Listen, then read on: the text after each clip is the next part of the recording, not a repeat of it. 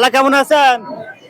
আল্লাহ ভালো আছি। আল্লাহ রাব্বুল আলামিন মেহেরবানি করে আল্লাহ আচ্ছা খালা, রিজিকের মালিক কে?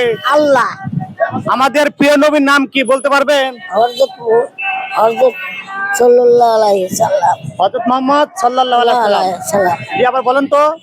সাল্লাল্লাহ হযরত সাল্লাল্লাহু আলাইহি সাল্লাম। আচ্ছা আল্লাহ খালা, নামাজ কয় ওয়াক্ত বলতে পারবেন? পাঁচ ওয়াক্ত।